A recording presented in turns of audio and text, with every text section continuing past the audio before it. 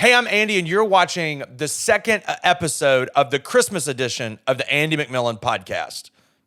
Jingle bells, jingle all the way. I'm so sorry, Gene Autry.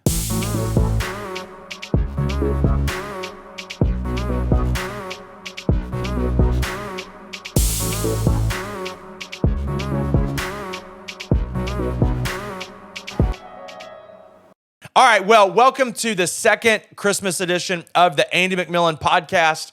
I'm excited that I'm here again with my friend and co-host, Austin Naillon. You can check him out on the Life podcast with Austin Naillon. That's on YouTube and on, I'm assuming it's everywhere that you can get podcasts, but I know it's on Apple Podcasts, Spotify, Austin. Yep. Yeah, Spotify as well. And so go check it out. But today, we're going to continue our conversation about how to get through the holidays. And we're going to talk about something that's a little awkward, difficult family members. I know that we all like to pretend like we don't have those, but we all got them. Austin was telling me before we started this video that one of his most difficult family members her name is Ellie. And they're really struggling right now. It's funny because that's his 1-year-old. It's funny because his most difficult family member is one. Yeah, we don't see eye to eye. Anyway. Y'all don't see eye to eye. What do y'all struggle with? What is the greatest parental struggle you have right now? I'm curious. Take me back to when my kids were little. The greatest parental struggle I have right now is she's just getting into the age where she can listen to you. She'll know what you're saying, can follow a basic instruction. Like if I say, hey, go grab something, she can go get it. If she knows what it is. But the problem is she will look me in my eyes when I tell her not to do something and then do that exact thing. Oh, that's the worst. When they start to be defiant. Oh my God. Especially when it's a little girl, because there's enough Alabama in me that when my little boy does it, I just want to throw something at him. There's no tension there. I just want to put him back in his place. You know what I'm saying? But with my little girl, it's such a tension. You don't want to discipline your little girl. You don't want to put her in timeout. You can look at Eden and say timeout, and she immediately starts crying. It's the worst. Yeah, no, it is the worst. But Jackson, man, I couldn't care less. Go get in that corner, son. I don't care at all. He smarts off, it's over. Yeah. So I mean, I'm curious as we're getting into this conversation, do you have difficult relatives? Putting you on the spot. I do. I can't lie.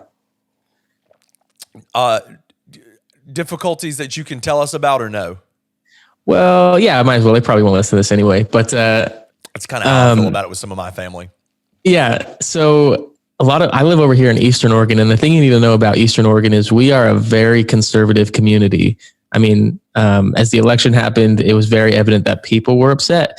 And anyway, they will just argue you to the death about their political views, about things like that. Even around Christmas time, I remember many conversations that have just ended in arguments and people being upset and frustrated around the holidays, around Christmas, Thanksgiving. And it's just super annoying. I don't have any necessarily bad relationships, but just uncomfortable circumstances that I would rather not be in. Yeah, I think that a lot of us kind of live in that moment that we're not the 1980s TV special family. It's not just this absolutely nutcase, crazy person at our Christmas experience, but we have some uncomfortable conversations and conversations that we don't even want to have. And so I think that a lot of us fall into that. I fall into that. I have a very diverse family. And so I've got a lot of family that are my wider family that we think differently than each other because we grew up in very different cultures. My family, even though we both sets of those families grew up in Alabama, a lot of that family grew up in rural Alabama, and I grew up in Birmingham, Alabama, which is a major city. And so just life in general looks different. I grew up with a lot more diversity around me. I grew up with just a different perspective on life, and that makes for awkward moments. And I think for many of us, we kind of want to be able to process, how do we have Christmas How do we have the holidays and it not be just straight up uncomfortable? And so let's talk a little bit about that. I've got a few thoughts on that. And so we're just going to talk through these thoughts and hopefully will help some of you have an easier Christmas, because I know it's tough when, everybody just feels like they're at their throats and it's just uncomfortable. So let's talk about this. The first way that we can make sure that we have a great Christmas, even with difficult family members, is that we have to decide, first and foremost, to be okay with diversity. In the words of Michael Scott, diversity tomorrow because today is almost over, right? We need to be okay with diversity. We need to understand that everybody that's coming to Christmas doesn't think like you. And I think that especially like as we get older, I'm in my 30s now, and my sister and I have not lived in the same home for 16 years, I think. I think she moved out when I was 15, 16. I can't remember. It was a long time ago. Over 15 years, she moved out. Well, we've now lived apart longer than we've lived together. And I should not have any expectation on her to think the same way that I do or to process life the same way that I do. Yes, we were raised in the same home, but we've had more life outside of that home when we were together than we do now than we do, or I don't know what's happening with my words.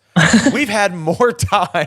I don't know what's happening. We've had more time apart, like not living together, than we have had living together. And I think that that's like a real thing that most of us don't process. I think sometimes maybe we don't have the best track record with keeping up with family members or keeping up with people that in our minds we're still close to, but over time we drift apart and we begin to think differently, have different values. And I think that it can be a shock that when we walk into Christmas and all of a sudden, you hear that relative say something that's completely polar opposite, maybe, of what you thought they thought. We need that ability to just say, you know what? It's okay. It's okay that my family and that my relatives think differently than I do. Yeah.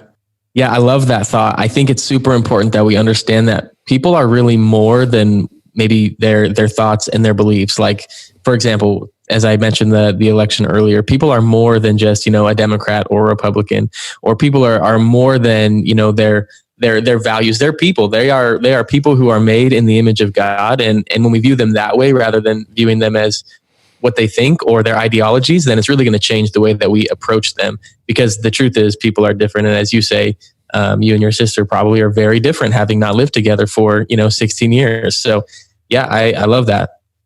Yeah, and I mean, when you think about, for those of us who follow Jesus, Jesus spent the bulk of his time with people that thought differently than him. Even his disciples. I mean, technically, everybody thought differently than Jesus. But there were people that Jesus spent time with that were really, really, really different than him. I think it's important that we understand that you don't have to agree with somebody to sit down and spend time with people. You don't have to agree with somebody on everything to be in relationship with them. And Jesus modeled that out the best, that he was hospitable and caring and loving to those people who thought the most differently than him. And I think that that's what we have to model through the Christmas holiday. I think that we have to model this idea of we're not necessarily going to celebrate. I wouldn't say celebrate the diversity, because you may fundamentally disagree on what makes you different, but you can still sit down with somebody and care for them, care about what's going on in their life, and listen to that and catch up without trying to make them like you. So, and I think that that's a healthy attitude to have. Yeah, for sure. The second thing that we can do to make sure that difficult family members and you have a great Christmas is set boundaries before Christmas. Set some boundaries before Christmas. We just talked for a few minutes about diversity. Well, here's the thing. Diversity is important, that we can love each other in diversity. But there's also just some things that you don't have to talk about There's also some things that you just don't have to have a discussion around when everybody's together. If you know that those things are going to be an issue, then just leave it alone. You don't have to deal with it. You don't have to talk about it. And don't do things that make it feel for the other person that you're crossing a boundary for their life either. Make sure that, with the things that you say, with the opportunities or activities that you do, with the gifts that you give, that they aren't something that they would feel as crossing a boundary. Respect that boundary. And I would encourage you, if you do have some issues where you're going to walk into a hotbed of topics, which, by the way, 2020 has kind of teed us up for the most uncomfortable Christmas season ever, right? Because families are going to disagree on race relations. Families are going to disagree on politics. Families are going to disagree on everything that has been an argument this year. Families are going to disagree on whether or not you should wear a mask, or whether or not you need a face mask and a shield and gloves and a hazmat suit to go to the airport, right? We all know that's coming. But if we can set some boundaries up before we go and know those boundaries, I think that it'll make for a much more pleasant and peaceful Christmas. Yeah, for sure. I think it's important, as silly as it might sound, that to have those conversations before Christmas. And it might be an awkward conversation, but we have to set ourselves up to win. Otherwise, we're setting ourselves up to lose. And if you're not willing to have those conversations before, say, hey, before Christmas comes, before these family members come into town, let's talk about this. These are some things we're not going to say. These are some things we're not going to do. These are some topics we're not going to bring up. That's important to know. Because again, if you're not planning those things, you are ultimately setting yourself up for those arguments or for those things that you don't want to happen. So we really have to set yourself up to win. Yeah, no, that's a great point. And actually, that was one of the things that I had written down was have a conversation before Christmas. Set up a Zoom call them on the phone and say, hey, listen, I want to acknowledge we think differently about some stuff. I want to acknowledge that we process information differently. So when we go to Christmas, or when we go to Thanksgiving or Hanukkah or whatever, when we spend time together in the holidays, let's not go here. Let's not have these conversations. And I think that is really helpful, and it is really healthy to just draw those lines out. And if you have somebody who won't necessarily agree to that, you let them know. And this sounds harsh, but you let them know, if you're not willing to commit with this, I won't be at the holiday gathering. If we can't agree to set boundaries so that we can have a good time, then we're not going to participate. And I think when you come at it from here's a suggestion, and if they push back, just say, well, listen, if we're going to do Christmas or whatever together, we're going to have these boundaries drawn out. I think that it will help everybody understand just how serious it is that these things are honored. Yeah, definitely. And I think it needs to be said too that having these conversations and even that first point that you made, that it's going to be diverse, people are going to think differently than you. We have to understand that we might be a little bit uncomfortable. And it's okay to feel uncomfortable sometimes. When you think about being uncomfortable, I imagine Jesus was uncomfortable sitting with all these notorious sinners that he was. Not uncomfortable sitting with them, but he received so much flack for it. He received so much ridicule for it. So I think it's okay that we might feel uncomfortable and even feel a little silly having these conversations that might feel like they're very minuscule when they're not. So I think the other thing to keep in the back of your mind too is if you're uncomfortable, odds are you're saying things that are making them uncomfortable. And we don't like to think about it that way because we all like to say, oh yeah, I'm not perfect, but really we think that we're more perfect than other people. And I think that we need to realize that if they're making you uncomfortable by saying, then we're probably saying things that are also making them uncomfortable. And if we can draw those lines and maybe even ask, okay, now, what are some lines that you need to draw? What are some things that I can do to make these situations more helpful? I think everybody will have a much better time. And yes, it is weird trying to think about what can I say and what can I say? But here's the thing. If it doesn't come up in the boundaries conversation, then it's on the table. Nobody can get mad that you said X if X wasn't brought up in the boundaries conversation. I mean, unless you're just, doing something stupid. Yeah. But I think that there's a reality that most of us are uncomfortable in those scenarios because we don't technically know what we can say and not say that will frustrate another person. Yeah. Yeah. No, I love that. So the third thing that I've got is that we need to have realistic expectations. I think that many of us fall into one of these pendulum camps, as I would call them. And we all know like what a pendulum is. It swings one way hard and then the other way hard. We need to understand not to have a pendulum expectation of Christmas. So what do I mean by that? Number one, you don't need to assume that it's going to be the best Christmas ever. You're not a Hallmark movie, okay?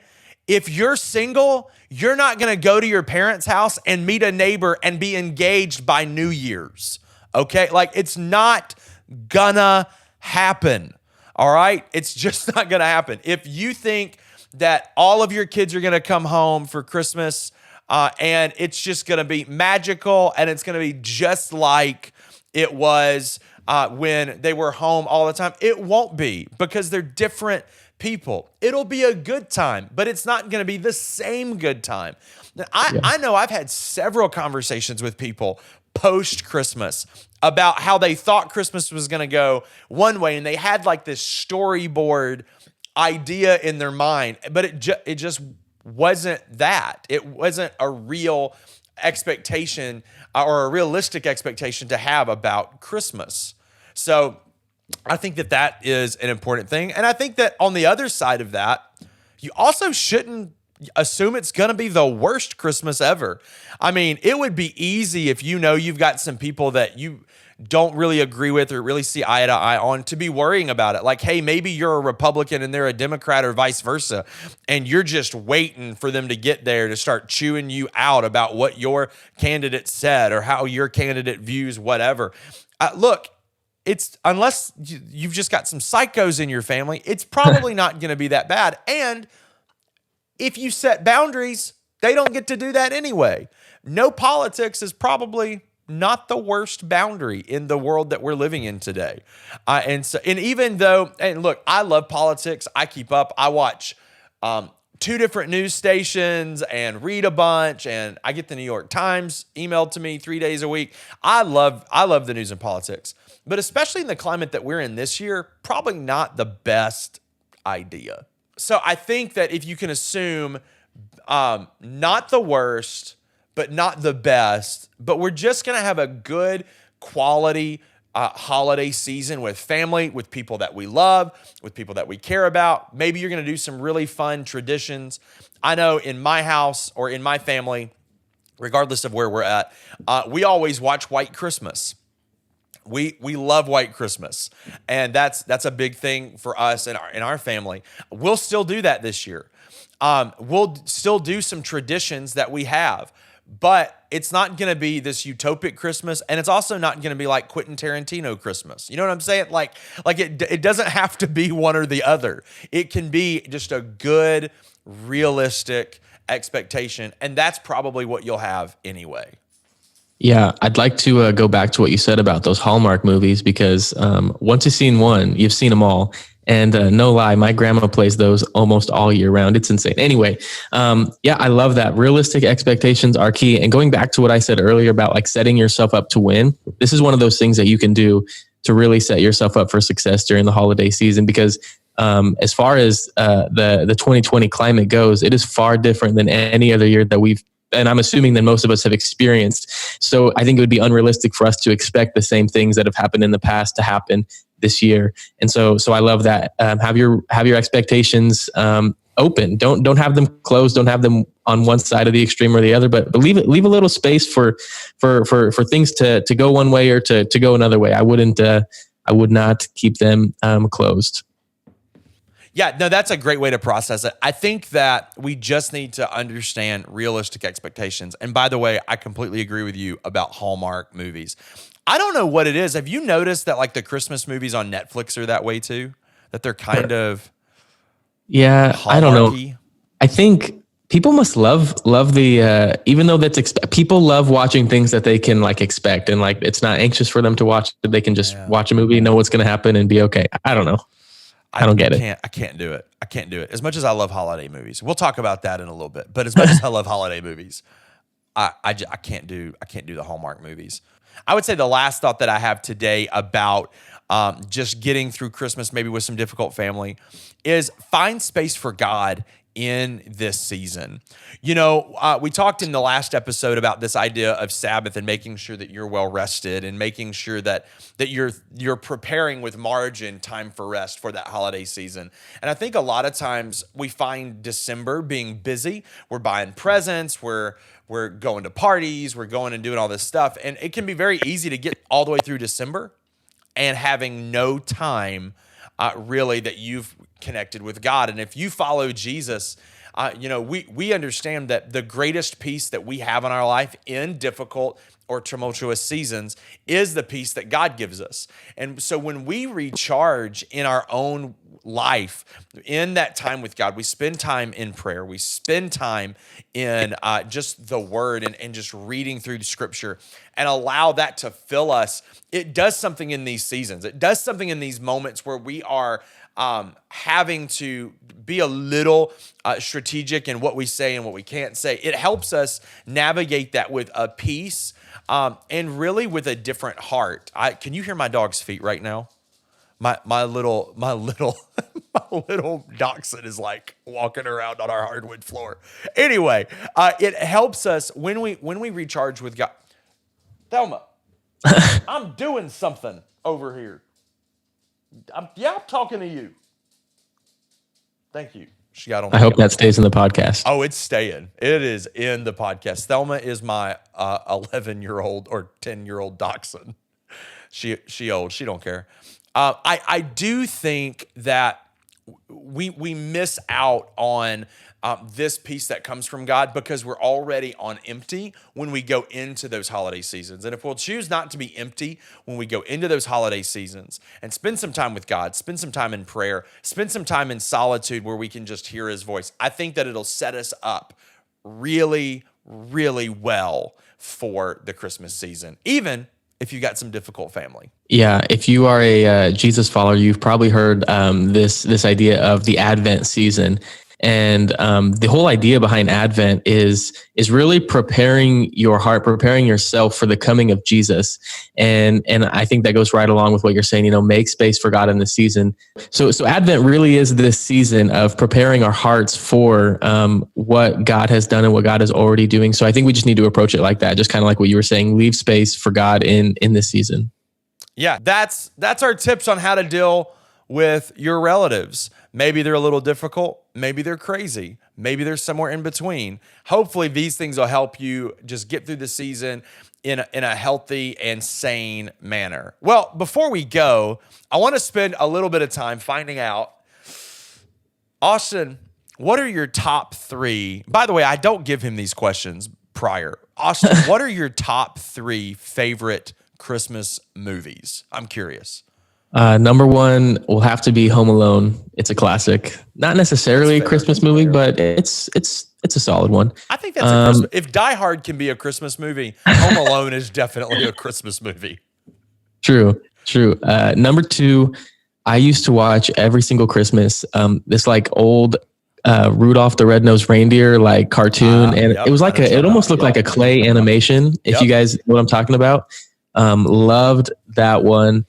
And number 3, oh my gosh. Yeah, I don't know. Those are like my top 2. I don't really watch anything. I mean, there's a lot more Christmas movies out there, but those would probably be my top 2.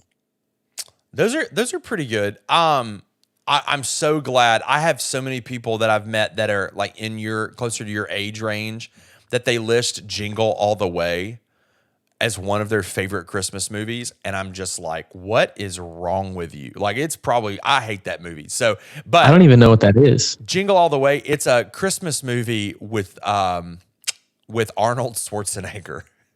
And it is not funny. I mean, it's kind of funny, but it's not top 3 material. But I hear a lot of people in that like 18 to 25 range that's like one of their jams. And I'm like, y'all are nuts. Okay. So for me, White Christmas is definitely on that list. And then I would also say, now this is one that not a ton of people remember.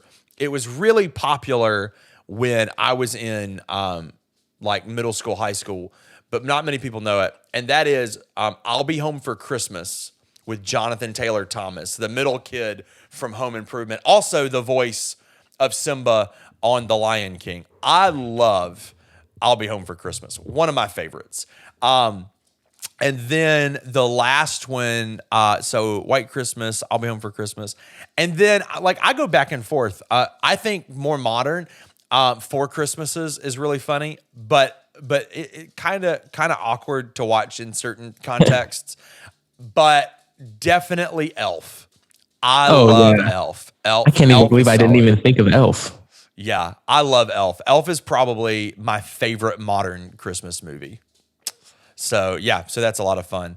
Well, man, thank you so much for hanging out for these 2 episodes of the Christmas edition of the Andy McMillan podcast. I hope that these episodes, for those of you watching this, bless you, give you some perspective, and help you get through the holidays just a little bit better. Until next time, I'm Andy, and you're watching the Andy McMillan podcast.